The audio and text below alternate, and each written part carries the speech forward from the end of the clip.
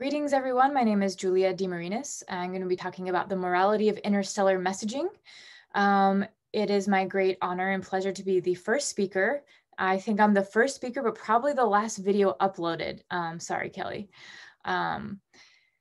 This is a collaboration between myself, I'm a PhD student at UC Berkeley, and I'm a researcher with the Berkeley SETI Research Center and Blue Marble Space, and Dr. Chelsea Jaramillo of Spring Hill College. She is a philosophy professor there and deals a lot with ethics and ethical arguments. So this is a collaboration.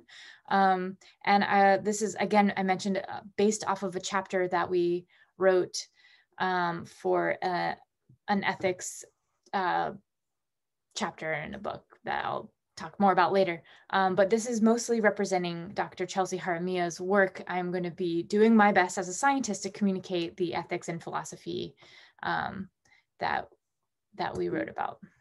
So I'm going to go ahead and share my screen. I guess I haven't been doing that. Here we go. Okay. Meant to do that earlier, sorry. Okay, so we're just going to dive into it. So hopefully you all are familiar with the topic of SETI, or we call it passive SETI and active SETI. Active SETI is sometimes called METI, Messaging Extraterrestrial Intelligence. And in the discussion of these and the kind of the debate, there are many opinions on the risk involved in either practice. So here we're going to discuss the risk involved in passive SETI searches, in METI, and other radio transmissions not intended for communication. So who the heck is messaging? Who's sending out these messages? Is there any difference between active and passive SETI, ethically speaking? We're going to talk about an ethical analysis of SETI and METI. I'm going to pepper that in kind of as we go through. Talk about the risk factors in SETI and METI and next steps looking forward. I hopefully have time for all of this. This might be just a brief touch on all of these because I'm already running out of time. Okay, so who's messaging? We have physical messages, the Voyager disks and the Pioneer plaques. These are artifacts on spacecraft.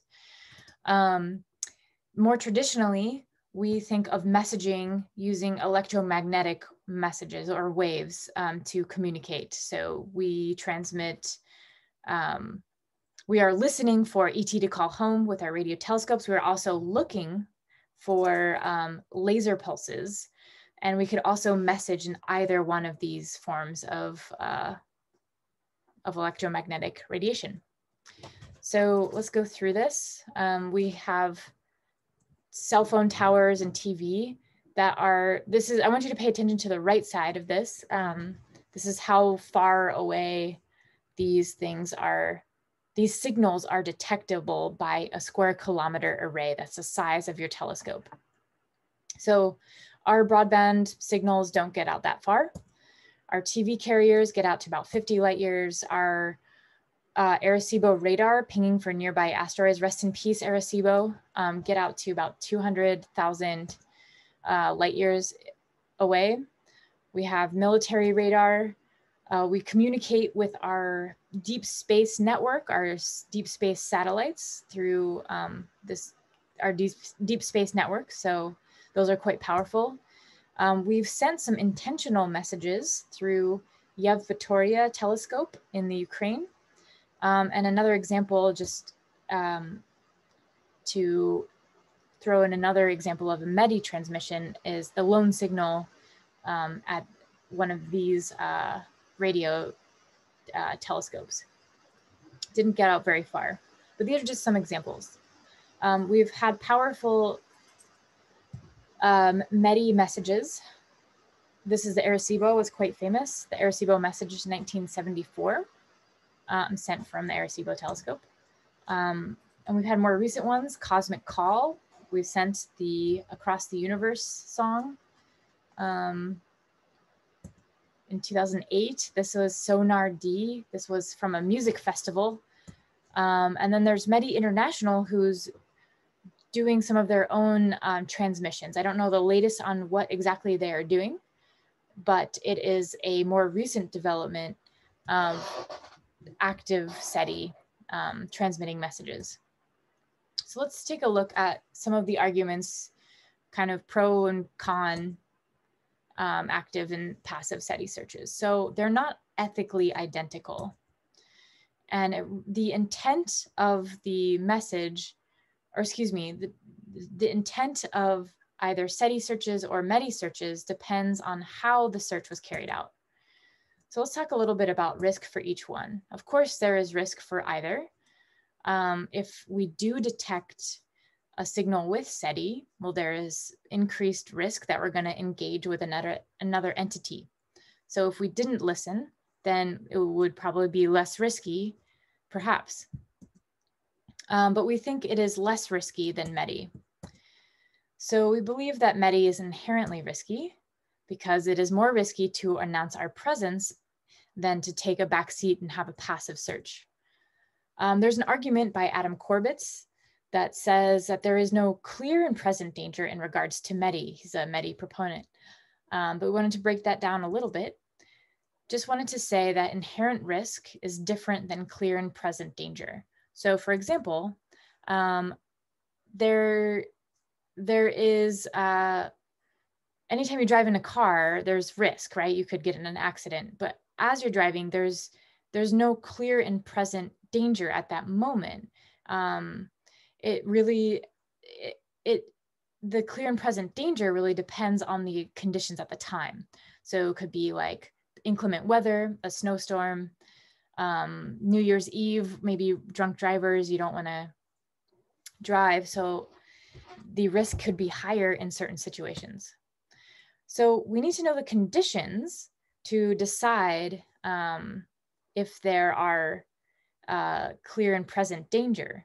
So you can't, basically we want to say that inherent risk and clear and present danger are different. You can have risk without having clear and present danger. So perhaps active SETI has no clear and present danger because we know nothing of the conditions, doesn't mean it doesn't carry some risk.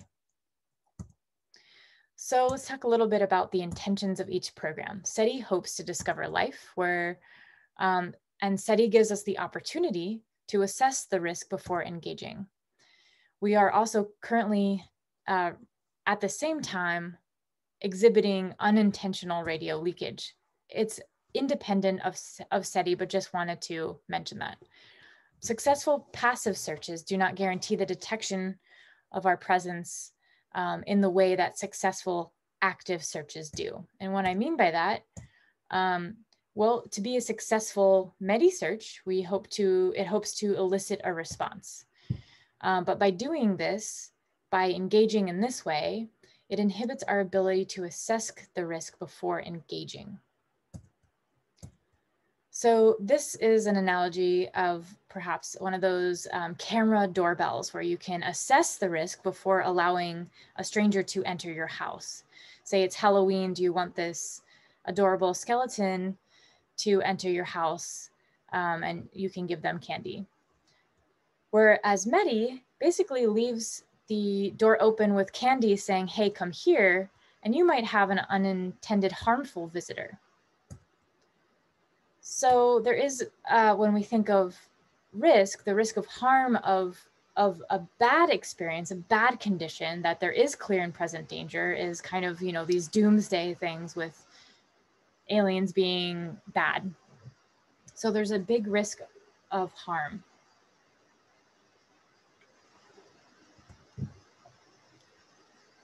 Some arguments to the negative risks is that we might be missing out on benefits by not engaging. So one benefit could be, we could be missing out on some really adorable aliens, y'all. But we are deciding this in the dark because we don't know the intentions, we don't know the conditions. We are essentially deciding to engage in the dark.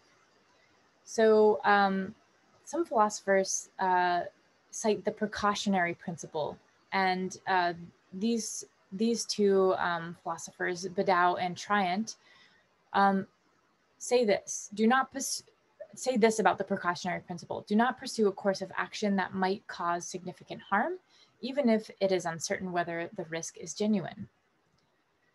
So if this is the correct principle to follow, then active messaging is permissible only when METI proponents can provide convincing reason that messaging will not cause significant harm.